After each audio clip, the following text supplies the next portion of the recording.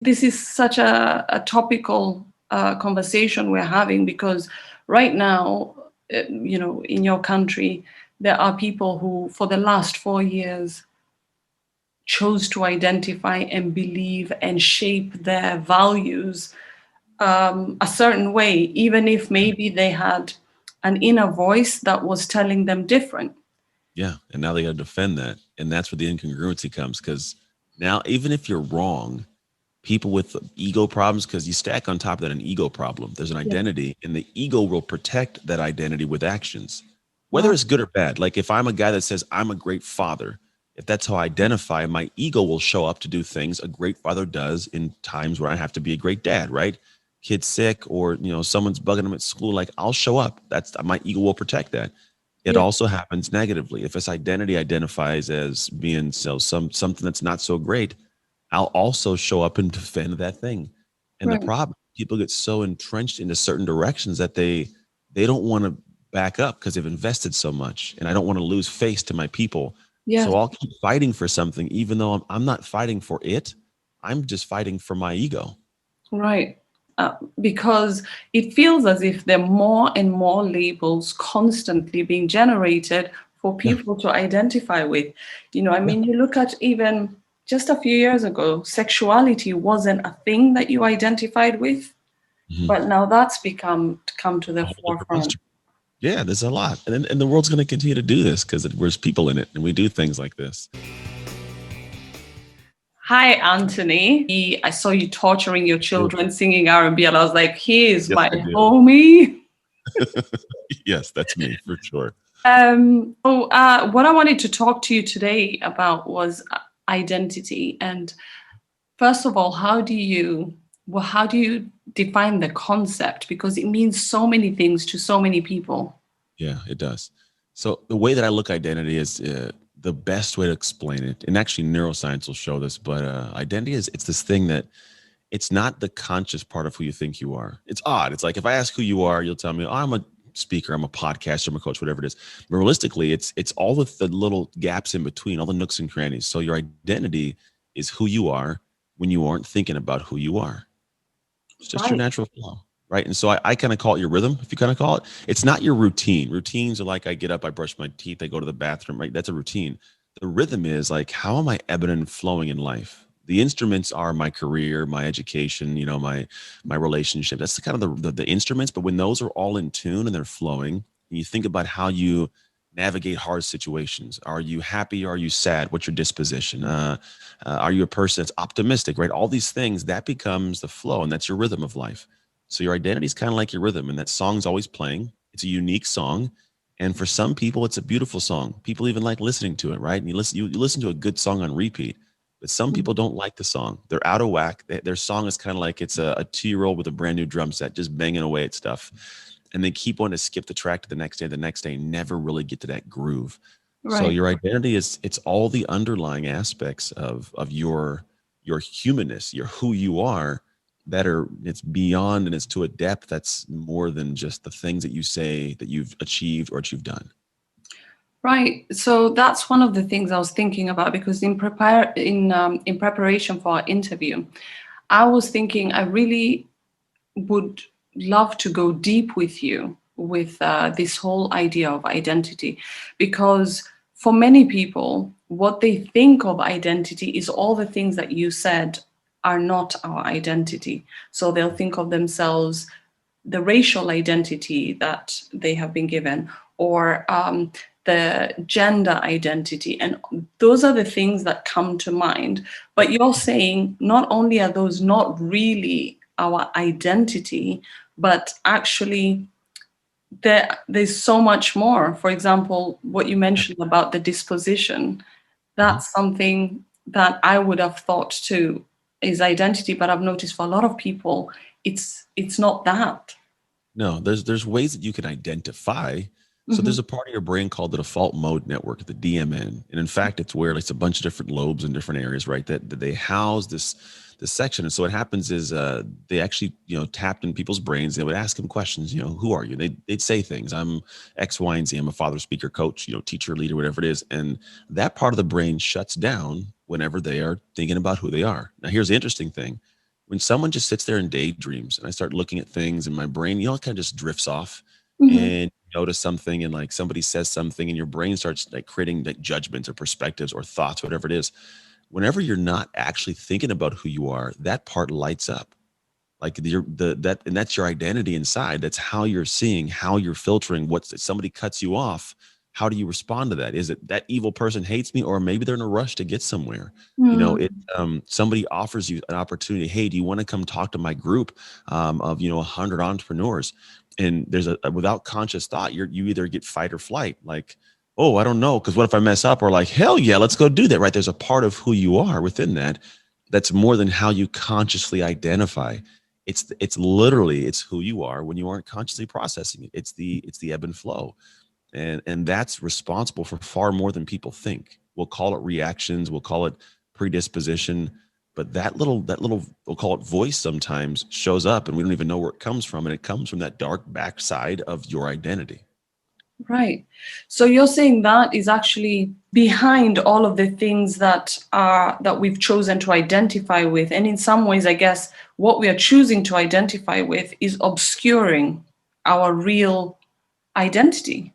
Sometimes think about it. Like if I'm a person that I don't know, so like let's look at the political parties. It's amazing how these things work. So people will identify as a political party, Right. and what they end up doing is they start covering up their own personal beliefs because the identification of I'm a Republican or I'm a Democrat, that takes precedence. So whether Right. or not I agree with, let's say that it's all of a sudden one of the parties decides we're okay with I don't know, animals driving cars, right? Well, if I'm a say a Republican and they are okay with this for some random reason, I got to be okay with this now, and I Yeah. never stop to think, am I okay with this? Right. Right? It's an interesting thing, and no one talks about it. So for me, I look at the identity as it's more than what we consciously think, and we do sometimes let other factors come into play that really don't belong, that end up skewing it, and then what you end up having is a confusion inside. I Right. feel this way, but should I feel this way? Is this okay? Is that who I am? Am I this? But no, I'm that.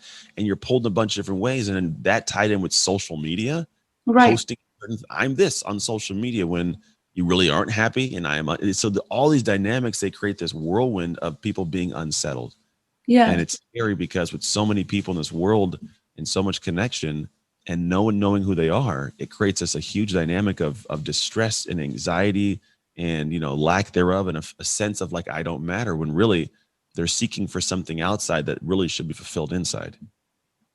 Everything you're saying actually is really resonates with me, because that's, I think, what I found confusing is the fact that people identify with so many external things.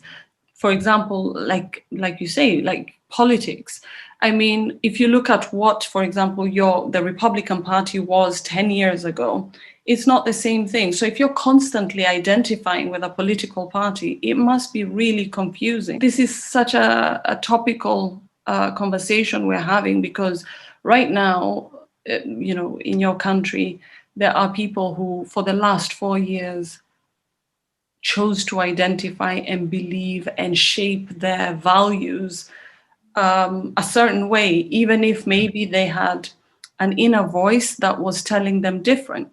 Yeah, and now they got to defend that, and that's where the incongruency comes. Because now, even if you're wrong, people with ego problems, because you stack on top of that an ego problem, there's an Yeah. identity, and the ego will protect that identity with actions, whether Wow. it's good or bad. Like if I'm a guy that says I'm a great father, if that's how I identify, my ego will show up to do things a great father does in times where I have to be a great dad, right?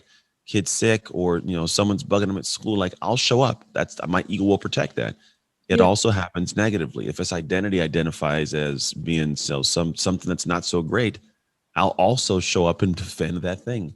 And the Right. problem, people get so entrenched into certain directions that they don't want to back up because they've invested so much. And I don't want to lose face to my people. Yes. So I'll keep fighting for something, even though I'm not fighting for it. I'm just fighting for my ego. Right. So, how do people come to really understand this?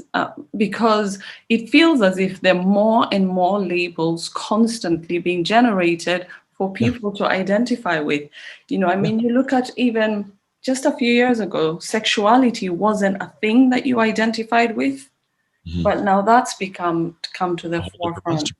Yeah, there's a lot, and the world's going to continue to do this because there's people in it, and we do things like this. To be honest, I have my own set scale of what is me and who I think there's a couple things. One is you have to be aware of, you got to recognize it, right? There's a piece of having a recognition of who you are and seeing yourself in ways that most people don't want to see. Because when you can see yourself deeply, you can see the areas that you're not so good. When you get to this point of trying to find a way to feel good about every part of yourself no matter what, I think there's problems there because no one's perfect. And we know we'll say that. We'll say, I'm not perfect, but then you won't show it. Then you Mhm. seem to be perfect. That's the first part. Second part is keeping an eye on the people that you are trying to impress. Now, people will say, don't impress anybody. I'm not with that. Like, I want to impress my mom and my dad. I want to impress my kids and my wife. Let's be honest, right?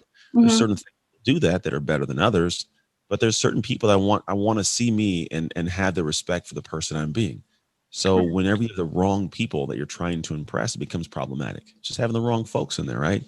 And then from there, once you're aware of that, and you have the friends that are in the called in the circle, then it makes it easier to be able to press forward. Because some of the biggest things for us as humans is acceptance. We need to Yeah. feel accepted. We need to be wanted and desired in certain areas. Like to be solo is very difficult.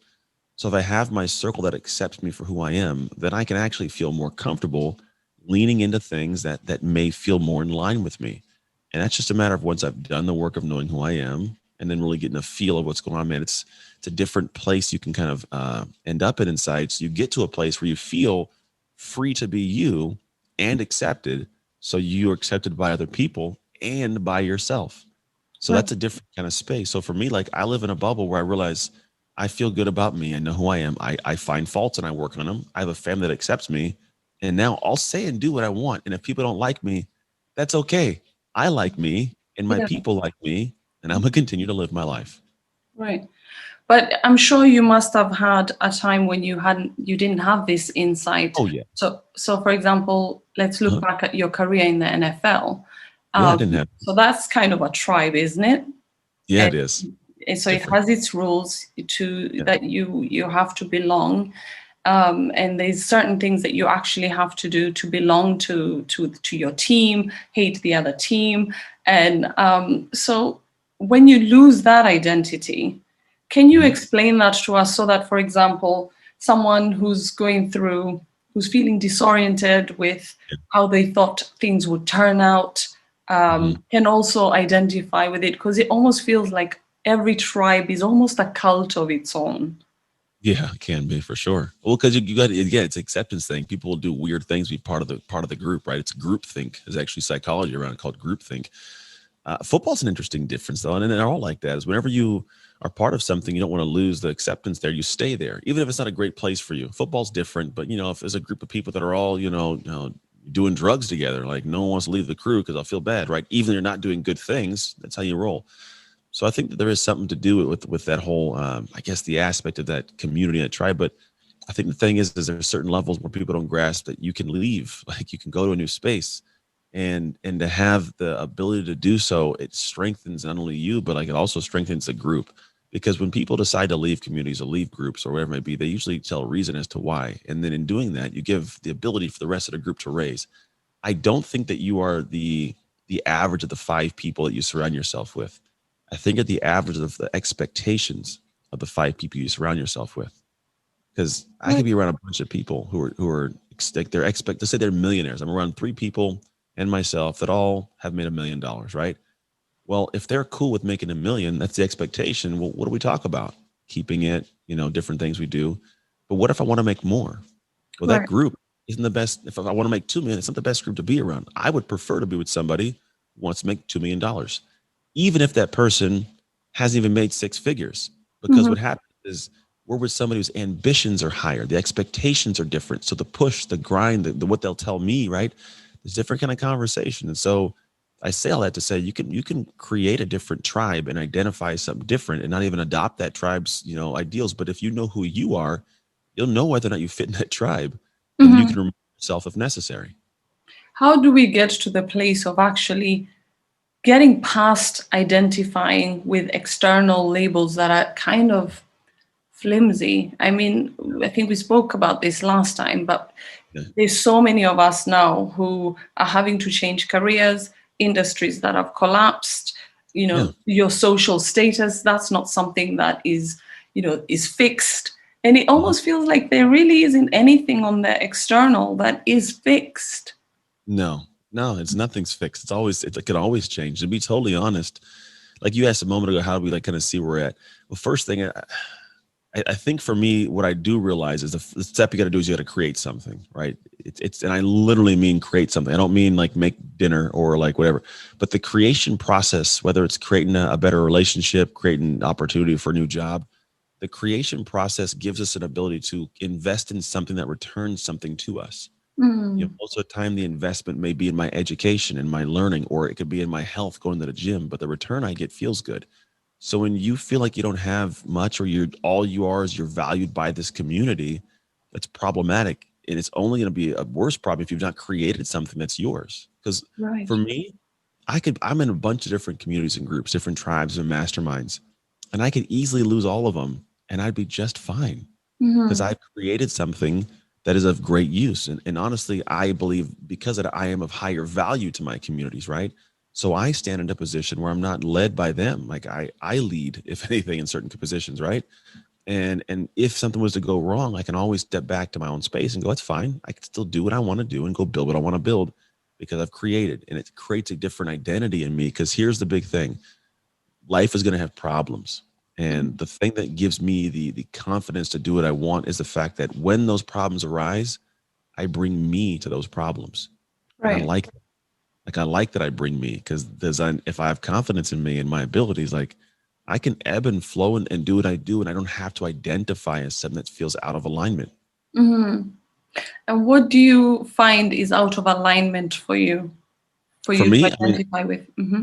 yeah, there's certain. So I'm not in alignment with the hustle till you die, grind, grind, grind. Build, build, build. That's not my thing. At one point, I was like, I want to do that. Then I realized, oh wait, that's a fruitless life. It's a Hmm. very interesting dynamic. And so for me, like I am in season of dad. I got a 16-year-old son. I got 11-year-old twins, and that is my priority. To be totally honest, like I cut off meetings last week to go fishing with my son. I'm like, I want to go fishing. That's so much. Hey, I got to cancel this meeting. I went fishing, and the reality is, because of that, some of my peers may say, "Oh, but you're missing out on an opportunity." There's this new app called Clubhouse, which I'm sure you've probably heard of. Definitely. Yeah. Everybody's on App Clubhouse, right? And it's totally cool. And I just had a conversation with a guy. He's like, "Bro, you got to get in this." I'm like, to be totally honest, it doesn't fit with my season of dad. Hmm. Everybody's telling me to get on it. I've had access. I have like 8 invites sitting around because I invite some people, but I don't actually go on and engage. But Hmm. his thing is like, you know what? For me, I'm up at 5:30 and I'm doing my morning routine. I get to my meetings. I'm done at about 3 or 4 in the afternoon, and then it's dad time. My kids are home from school, right? I'm Right. not I'm not going to sit on Clubhouse for 3 hours and talk to people. Yeah. It's not within my wheelhouse. Now, Hmm. here's the thing: if I identified as like the most amazing entrepreneur, I would feel as though I needed to be there and I would sacrifice in some area of my life that matters. But for me, it's like I don't care if you make fun of me because I'm not on Clubhouse, because I'm not going off the measure of your scale. I'm going off of mine, and I know who I am, and I'm cool Right. with this. In my family, the people that I respect and respect me, they would prefer that too. Therefore, I do my thing, and I can add to your community because I know how to create and I've done great things in life, so I can add to it. But I'm not less than because I'm not part of that. Right. So you're saying that the identity you create for yourself actually determines kind of what you end up valuing. Yeah, oh, for sure. I mean, it's based on values and principles. I think values are things that can change. Principles usually don't. It's like I can have a principle of what it means to be faithful, or whether or not I'm going to kill somebody, kind of thing. Like there's principles, right?